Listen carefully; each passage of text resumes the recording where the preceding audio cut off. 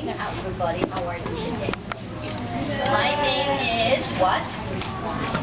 Juan Diego, or St. Diego, or Don Juan Diego, which means, I guess, in Spain, Mexico.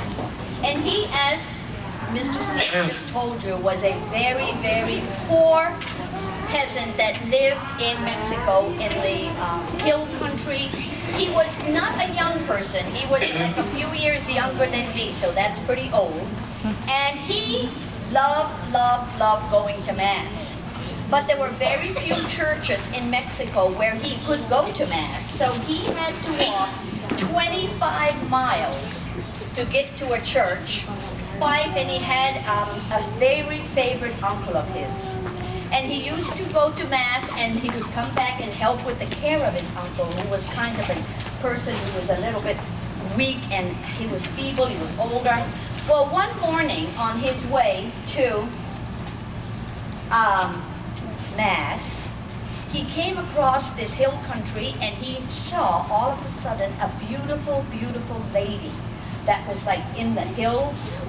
And he couldn't believe his eyeballs. Hold on a minute. It's very distracting. Finish so that I can talk. Go ahead. What do you want to say? Okay. I wanted to ask a question. Okay.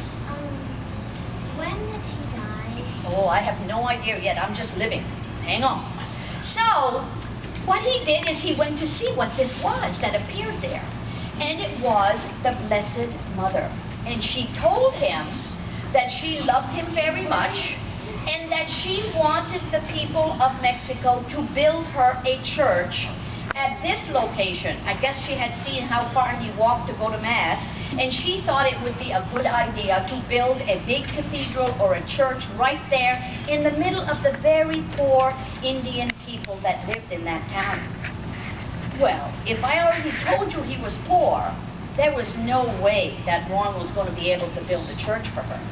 And she told him, go to the bishop, tell him that I've spoken to you, and this is what I want. So, Juan goes to see the bishop, and he tells the bishop that he has seen the Blessed Mother, that she appeared to him, and that this is what she wants him to do. She wants the bishop to build a church here. Now, the bishop was a very religious man, and he loved to see people like Juan who wanted to constantly pray and help others. But do you think he believed that the Blessed Mother had come down from heaven to talk to Juan Diego? How many think he did believe him? Raise your hand right now. Nope, he did not believe a word of it. But he didn't make fun of him, which was very good of him. It says on the paperwork that I read, the bishop was a little curious, but he didn't say, oh, that can't happen, or he didn't be mean about it. He wasn't mean about it. But what he said is, that's fine, I'm glad that you saw her, but I don't think that we're going to be building a church there anytime soon. So Juan goes back, and he tells the Blessed Mother, I did what you said, and this is what he told me, it's not going to happen. She says, you have to try again. Don't give up, try again. So Juan goes back, and he tells the bishop, I told her what you said, but she is adamant, she really, truly wants a church on this spot. And so the bishop says to him, okay, here's what I want you to do. Go back to the Blessed Mother and say to her, give me a sign. Give me some way that I can be sure that he's just not making this up. And so, the next day, guess what? That uncle of his that was so sick got even sicker and asked to see a priest. How far away was the church? 25 miles. 25 miles. And so he had to walk 25 miles to get the priest.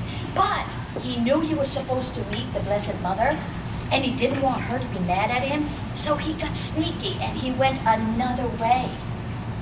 And the Blessed Mother met him on the road. And she said, good morning, Juan, or hola, Juan. And he said, I'm sorry, but my uncle is very sick, and I'm on my way to get the priest. She said, don't worry about your uncle. He is now healed. He's no longer sick. And what about my church that I asked you for? And Juan said, well, the bishop said, if you give me a sign that I will be able to take back to him to show that I'm not just making this up, he will seriously consider building you a church, Mother. And so she said, well, you know, this is December in Mexico. Juan said yes. She said, I want you to climb up on that big hill up there and pick up all of the flowers that you see and bring them to the bishop. And Juan said, there'll be no flowers in December, Blessed Mother. It's cold, the ground is frozen, there's no way. She said, do what I say. So up the hill he goes, and it says that when he got there, there was just so many beautiful flowers. Most of them he had never even seen in Mexico. They didn't normally grow there. And here they were in bloom everywhere. And so he began to pick them up and pick them up, and he put them in his tilma, which is this white thing here that I'm wearing. It's like a cape. And he put all the flowers in his tilma because he was so excited, because now he finally had the proof to show the bishop that this was really happening to him. And so he comes and he asks to see the bishop. Now, mind you, this is his third time. Do you think they're going to be very happy to see him again? Not so much. However, they went to the bishop and they said, that poor peasant is here again, and this time he says that he has proof that the Blessed Mother wants you to build a church where she has been coming to visit him. So the bishop said, okay, bring him in. And he came in and he told the bishop the story about how he tried to sneak around the Blessed Mother and that she wouldn't want it. She did not let him go around. She told him, I have something for you. He went up, he picked up the flowers. And Bishop said, well, if you picked up the flowers, where are they? And so Don Juan opened up his tilma to show the bishop the flowers. The flowers came down, and look what else was there. A picture on his tilma of the Blessed Mother. And immediately the bishop knew that he had not made this up, because Don Juan Diego, to this day, 649 years later, is still the same as it was when she came. So that's how they knew this was a miracle, and it wasn't just something that Don Juan had made up. Don Juan's one big virtue was trust. He was humble. He also trusted a lot, but he was very, very humble. What does it mean to be humble? Who can tell me? Okay, try. Let me put this on that side over there. I don't want everything on one side, just some.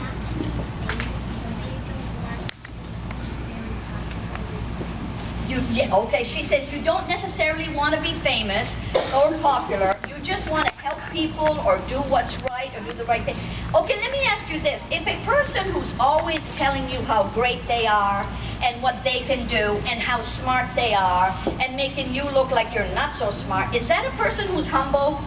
No. No, that's just the opposite of humble. And you've all met people like that. Anything they do, it's the best they can. That is not at all what Don Juan stood for. He was the opposite. He was humble. He would help people. He would go to see his poor uncle who was so sick. Everything Juan did was in an effort to make himself down lower and other people feel so much better than him. And you do that at times too at home when you help a younger brother or a younger sister, even though you're in the middle of something and you'd rather not. What you're doing is you're being humble because you're saying, well, this person's really struggling, they're having a hard time, I'm going to help them. So the humility, the virtue of humility is not one that you're going to see very much today, because people much prefer to tell you about all of the great things they've done. I've been here, I've got one of those, I got two of those. Nobody today is humble. Not nobody, I shouldn't say that. Maybe there are humble people today, but I haven't met too many that will just say, what can I do for you? How can I help you? How can I make you feel better? And so this is your virtue for today, trying to learn to be a little less humble. I'm not saying you should all run around and start acting like you don't have anything, you don't know nothing, and you can't do anything. No, no, no. But I do want you to remember that people don't necessarily enjoy hearing about how great you are. If you're great, people are going to see that with their eyes. They won't have to hear it with their ears. So practice humility, practice being humble is a hard, hard virtue to do. I work on it every day, and I still have a hard time with it. So I know for sure it's not going to get over when you're about 20 years old, all of a sudden you're going to be humble. It doesn't.